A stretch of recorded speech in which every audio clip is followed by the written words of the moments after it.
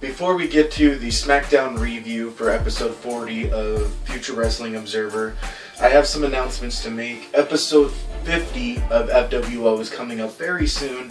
In the next month or so, we will have episode 50. And we have some plans for it. We want to bring you some interviews. We're going to bring a whole new scoring system. Not sure what or if we will be reviewing a wrestling matches from like DOA, WWE, or anything like that. Not sure if we're going to be doing a review or if it's strictly going to be interviews and, you know, entertaining wrestling, things to do with wrestling. But I just wanted to tell you that FWO episode 50 was coming up, and there'll be there'll be a lot of new things. You gotta, to keep bringing a great product to you guys. It always has to get refreshed, and I feel like episode 50 is where it needs a little bit of a refreshment. We'll have a new intro, the new scoring system. We'll start bringing more interviews on the show because people love behind the scenes stuff. Maybe even do some outtakes. Just, all around better product is what we're planning for FWO episode 50. So be looking for the promos very soon. And let's get to the SmackDown review.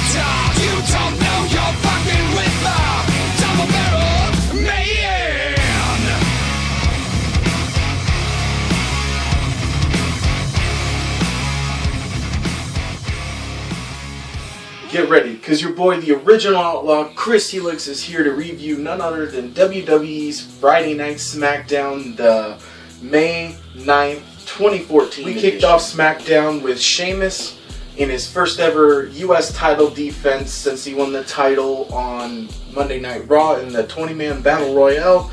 And of course that means Ambrose versus Sheamus. Sheamus ends up picking up the win, 1.5 stars. Match number 2 happens to be, a tag team match. Bad News Barrett and Cesaro take on Rob Van Dam and Big E Langston.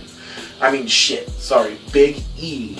Since Langston, apparently you're not allowed to have 3 names anymore in WWE, or in Antonio Cesaro's case, you're not allowed to have a first name.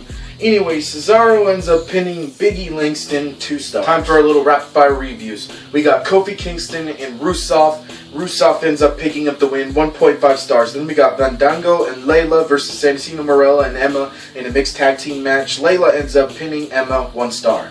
And that is a rapid fire review. We got 2 big motherfuckers going against each other next round. We got Roman Reigns and Mark Henry.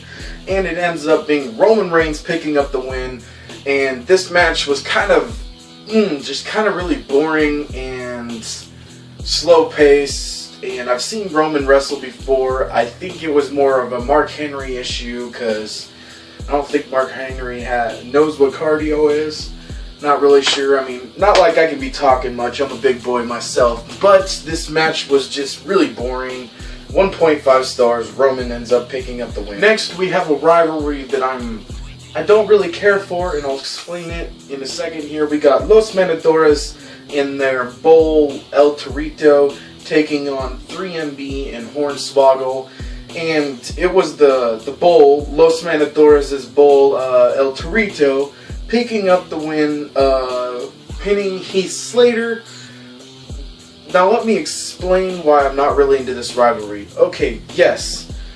I do find it hilarious watching the midgets wrestle, and these guys are all really, it's over the top acting, but it makes it funny, kind of like old cheesy comedies, but just because it's funny doesn't in turn mean it's entertaining, because I also like the wrestling aspect of the entertainment. It's called World Wrestling Entertainment.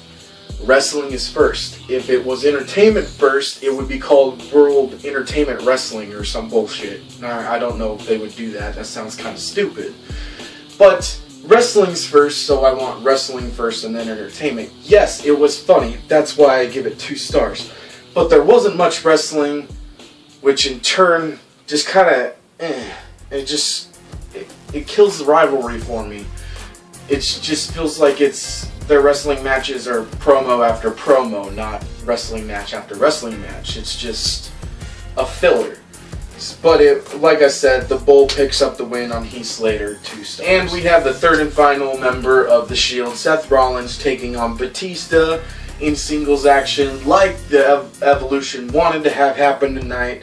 And it was Batista ends up winning via countout, and it was a 1-star match. Dull, boring, crowd was booing or just doing random chants during it that had nothing to do with the match.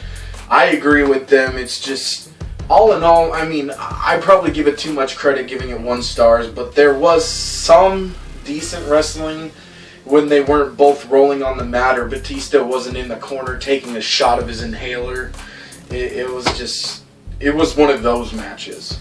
Main event time, and like a main event should be, it was the best match of the night. But it's really not that hard when you gotta, one-up things like Ambrose versus Sheamus and Los Matadores taking on 3MB. I mean, it's not hard to one-up shit like that. But you had the Usos and Cena teaming up against the Wyatt family. And it was Harper ended up pinning one of the Usos, wasn't sure, didn't catch which Uso it was. There was, a lot of stuff going on. This match, 2.5 stars, and like I said, it was, thank God, the best match of the night, but I really feel like, why did I sit through SmackDown and watch it? I mean, I could have just fast-forwarded it or something, or, I don't know, it's just, it wasn't worth watching if there's one good match out of 8 matches. Now we're to the part of the show where I rate SmackDown May 9th, 2014 edition as an overall. I have to say, it was one of the worst SmackDowns I've ever seen. I miss SmackDown from the early to mid-2000s when it used to be, might I say, better than Raw, like 10 times better than Raw at points, and I just, 1.5 stars. I'm Chris Helix, you've been watching Future Wrestling Observer. Don't forget to like this video, subscribe to Heavy Glow Studios, like the Facebook page, like Future Wrestling Observer, and I'm tapping out.